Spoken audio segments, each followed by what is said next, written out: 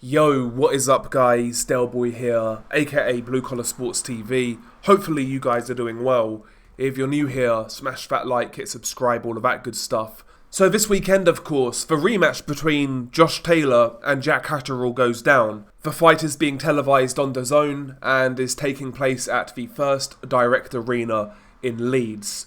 Of course, this fight has been a couple of years in the making since their first fight. They originally fought in February of 2022. Josh Taylor, of course, won that fight by a controversial split decision. One of the biggest stories in British boxing that year was the controversy surrounding that decision. And immediately after it happened, you kind of felt that it would be a big rematch if they made it in good time. However, the rematch never happened right away. Here we are over 2 years later, and it doesn't have quite the same buzz that it would have had if this rematch was made straight away, because there was so much press and news coverage surrounding the first fight, and there was a lot of animosity from the general public towards Josh Taylor. I believe that this is one of those occasions where they have waited too long to really make the rematch. I think it's happening now because Josh Taylor doesn't really have any other options. He's lost all his titles, he's coming off a loss to Teofimo Lopez, and he's not in as good a standing as he was a few years ago. In fact, many people are speculating, including myself, that Josh Taylor is a fighter that is regressing, that is past his best. Not only that, maybe struggling with the weight at 140 pounds. So let's be honest, at 33 years old, there's a lot of questions surrounding Josh Taylor and his career.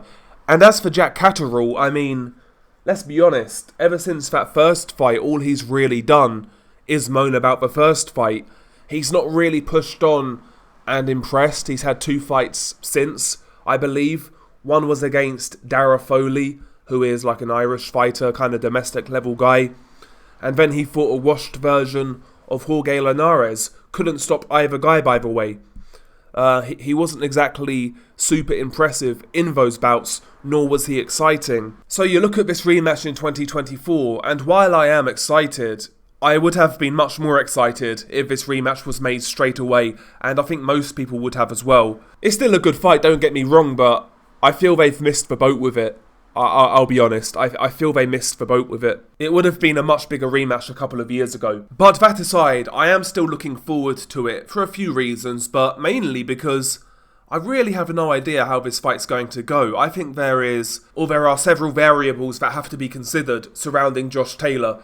Josh Taylor, like I said, 33 years old, hasn't looked good since when? I mean, May of 2021 against Jose Ramirez. That's 3 years ago now. That's the last time Josh Taylor looked good. It's been a long time since we've seen Josh Taylor firing on all cylinders.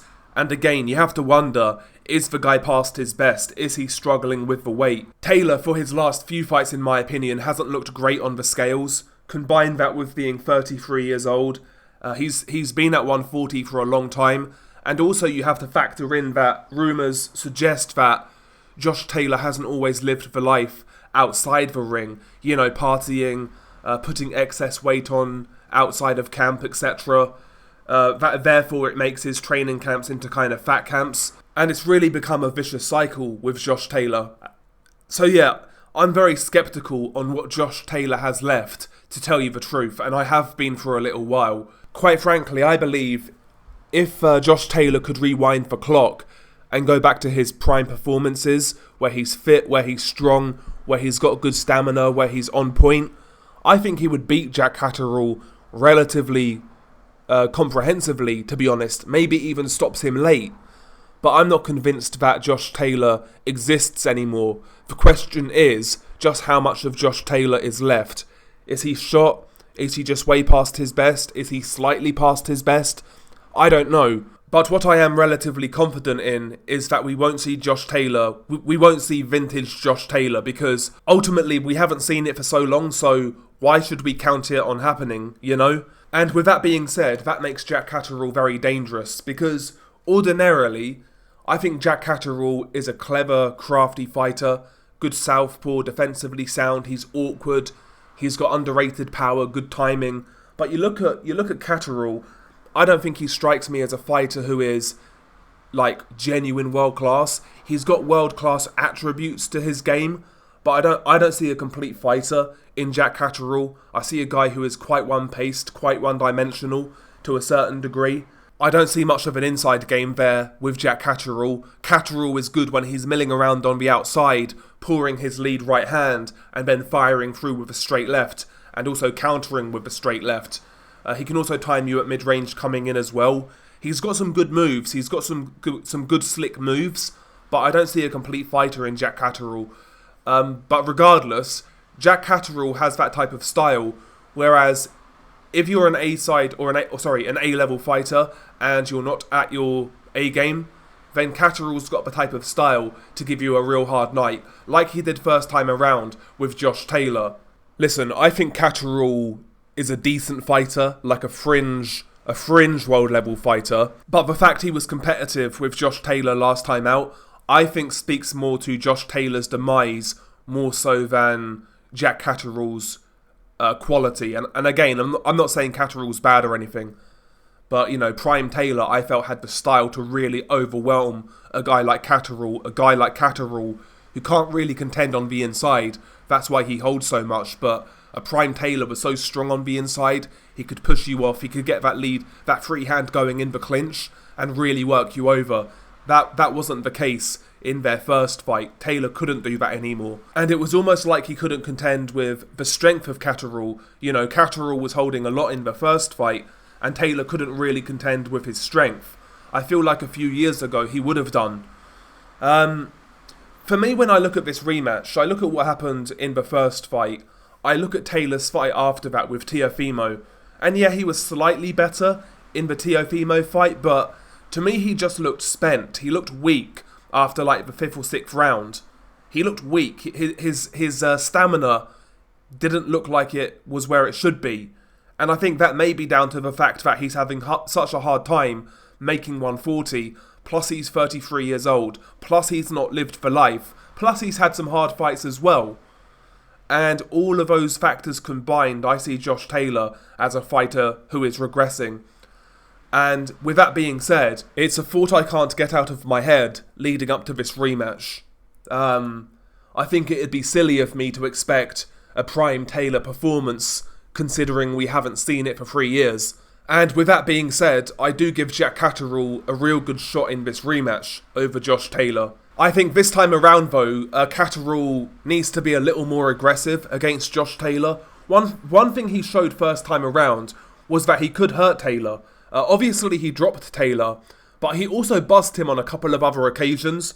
The issue with Catterall in the first fight, and I felt he won, don't get me wrong, but he was holding too much. He would land a good shot, then hold. He wouldn't build on the success he had. He never really put a continued assault on Josh Taylor after he landed a good shot. He never tried to overwhelm Taylor.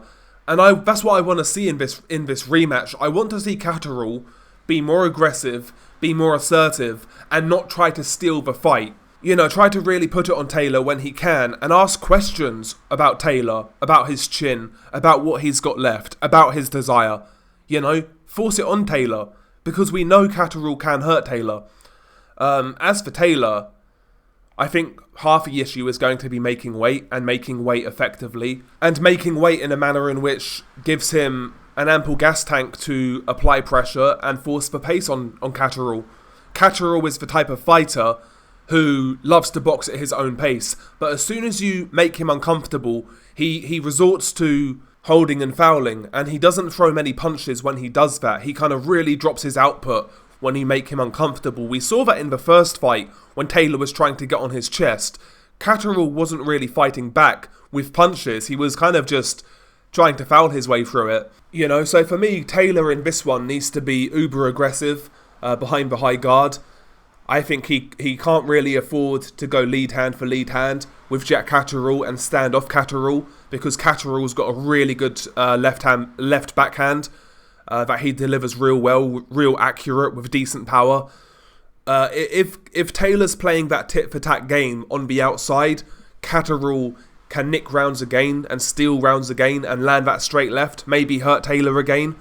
For me, Taylor needs to close the space and close the distance quickly on Catterall, because when Catterall has space, That's when he can work, but that's where he also generates most of his power, when he can really load up with the straight left hand. Even the uppercut at mid-range or the right hook at mid-range, he can put power on those shots.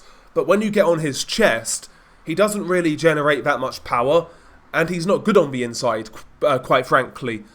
So for me, Josh Taylor needs to make this one messy, he needs to make it ugly, he needs to get up close, he needs to avoid a boxing match, and he needs to try to outman Jack Catterall, really. I still think Taylor's got a chance. Again, overall, I think he's a better fighter, prime for prime. I think he's got more to his game than Jack Catterall. But the question remains, what does Josh Taylor have left? And with that being said, I don't know. Therefore, and I can't count on Taylor, you know? I just can't count on Taylor right now. So it's a hard one to call, but I'm going to take Catterall on points. Really not confident at all. It's one of those predictions I'm just throwing out there. I've got no real clue, to be honest. But yeah, the fact that Taylor is where he's at makes me lean towards Catterall on points. But anyway, share your thoughts below. Beanie Guy Del Boy, peace.